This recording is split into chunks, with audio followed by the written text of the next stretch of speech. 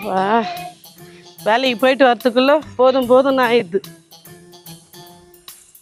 இடுப்பு புரியணுமா? இடுப்பு பிடிச்சி நல்லா அழுத்தணுமா? ஸ்பீடா அழுத்தினா வலிக்கும், பொறுமையா அழுத்தினா தான் நல்லா இருக்கும். யாரு கூட்டின்னு வந்துக்கிறான் இவன்? இடுப்பு பிடிச்சி அழுத்தணும்னு சொல்றான். ஒரு நிமிஷம் இரு. நல்லா இருக்கு. டேய் கர்ணே, வெளிய வாடா. அம்மா வந்துட்டாங்க, ஒரு நிமிஷம் அமைதியா பேசாம இரு.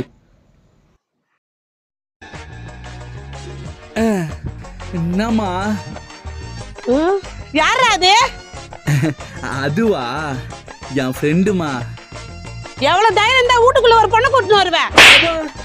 அம்மா நீ தப்பா புரிஞ்சுக்கிறமா. இடுப்பு மறுபடியும் இடுப்பா?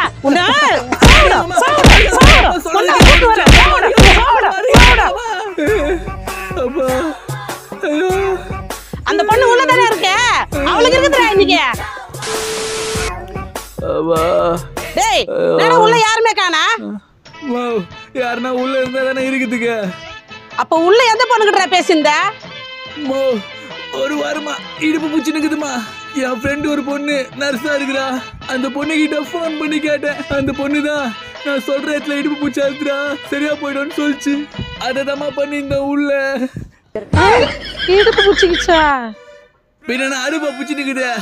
அப்பா சார்பட்ட ஆரியா மாதிரி இருந்தா என்ன, அப்பா பேரழகன் சூர்யா மாதிரி மாத்திட்டியாமா.